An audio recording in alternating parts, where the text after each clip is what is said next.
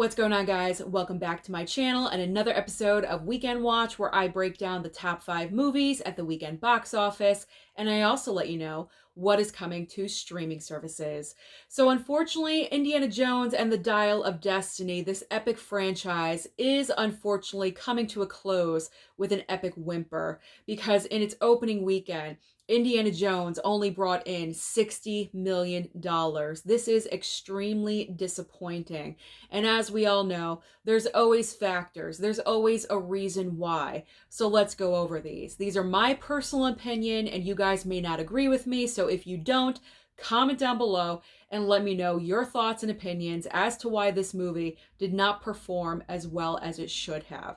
So personally for me, reason number one, and this is an obvious big reason, the demographics. So Indiana Jones is an epic franchise, as I mentioned, and it's an older franchise.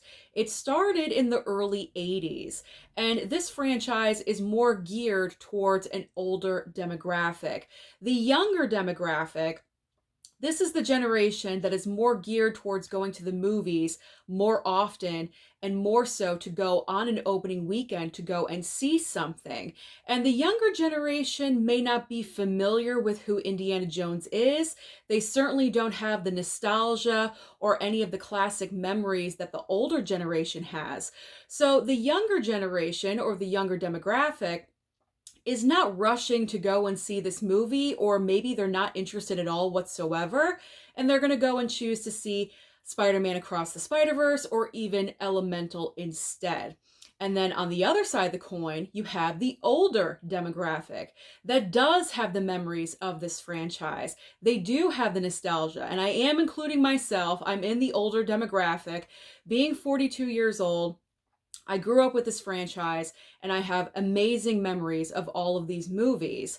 But with the older demographic, they're in no rush to go and see this movie in its opening weekend. Certainly not this weekend, because 4th of July is on Tuesday. So the older demographic may have plans, maybe going on picnics, maybe going to see family. They don't have time to go and see it this weekend. They're not in a rush. So I really think this is the main reason, the differences of generations, as to why Indiana Jones did not perform as much as we were thinking that it would.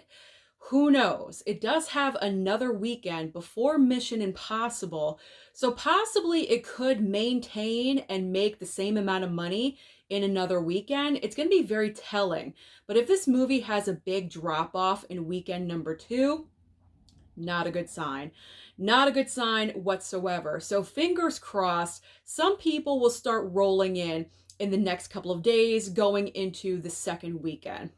I'm not done with my factors, though. I do think there are a couple of more reasons as to why Indiana Jones did not perform the way it was supposed to.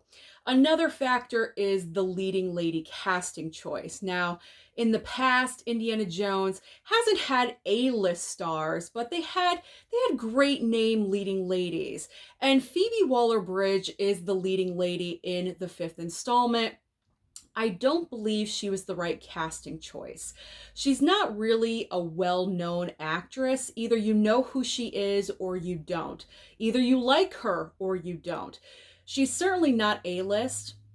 I feel like with this one being the last movie, I'm assuming it's going to be the last movie, and with these box office results, it certainly wouldn't surprise me that this was the last movie. But with this assumingly being the last film of the franchise, I would have assumed that they would have gotten more of an A-list actress, more on Indiana Jones, or I should say Harrison Ford's level. So that could be a factor as well. I'm also going to throw in a third factor, and this one is personal for me, because I personally believe that this was a missed epic opportunity. Why did they not bring back Ke Huy Quan in the role of Short Round for this final movie? I feel like he would have been the key factor for both demographics. The younger demographic, because this is the resurgence of his career right now. He is known for Everything Everywhere All at Once. He just won the Best Supporting Actor Oscar for that role. And the younger generation knows him from that movie, whereas the older generation, myself, or the older demographic, we know him as Short Round from Temple of Doom, and we have that nostalgia for that character and the love for that character. And we remember the relationship between him and Harrison Ford in that movie. And I feel like that was a huge missed opportunity to not cast him in this movie. So those are my 3 reasons. As I mentioned before, comment down below and let me know your thoughts about this. Do you agree with me or do you not? Let's have a conversation. All right, let's move on to the rest of the top 5.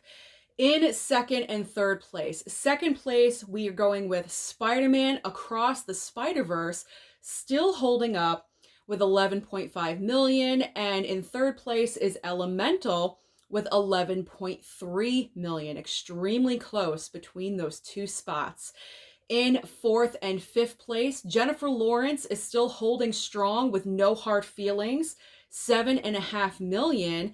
And in fifth place is Transformers Rise of the Beasts with $7 million even. So I'm sure you're all wondering, after hearing the top 5, well, where is The Flash? Because if you guys remember from last week's report, The Flash landed at number 3. So where is it now? Well, after its third weekend, The Flash has gone from the 3rd place to number 8.